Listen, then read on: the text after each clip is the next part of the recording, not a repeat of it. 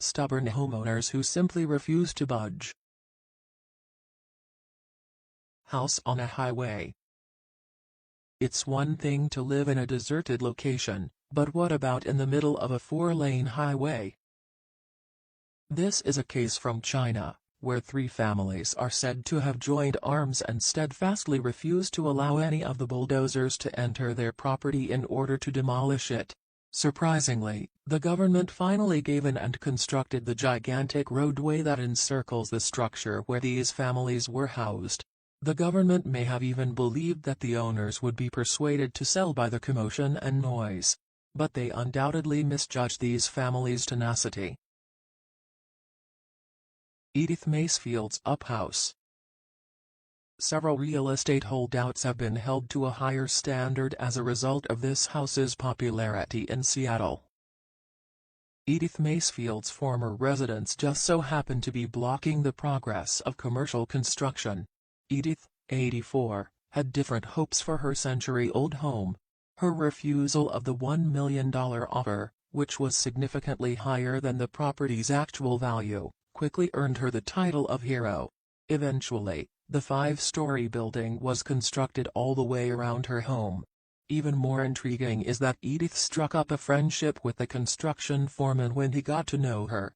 He eventually became Edith's primary carer, and when she passed away 2 years later, she left him the house. Some even believe that this house inspired the film Up. Because of the similarities, Disney's marketing team tied several helium balloons to the roof to promote the film. The dream of a pizza pie in the sky.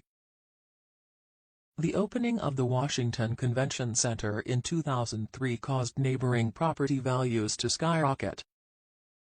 This was fantastic news for Austin Spriggs and his wife. They had paid around $135,000 for their 2-story brick house nearly 30 years before. However, the convention center changed everything, and developers began buying up every available property. Austin Spriggs and his house stood tall.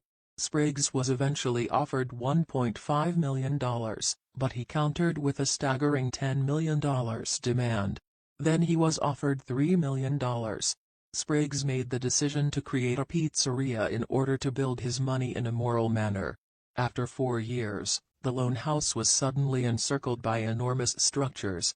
Sadly, the pizzeria never materialized, and Spriggs ultimately made the decision to list the house for sale for the $1.5 million he had initially been given. But no one was interested in buying it until some developers decided to buy it out of foreclosure for less than $1 million and sell it for nearly $4 million. Instead of a pizzeria, the home is now a restaurant. A house that could have been Trump's parking lot. Vera Koking can undoubtedly take pride in the fact that she defeated the president by staying the course. Back then, Donald Trump's primary concern was still his real estate empire, and only The Simpsons could have projected him to be sitting in the White House today. Trump wanted to develop a new casino in Atlantic City, but before he could do that, he had to demolish Vera's boarding house, which had been on the property since the 1960s. Bob Guccione's repeated attempts to erect a penthouse casino there had already been thwarted by her. Vera refused Bob's $1 million offer back in the 1970s, and she had no intention of doing the same for Trump.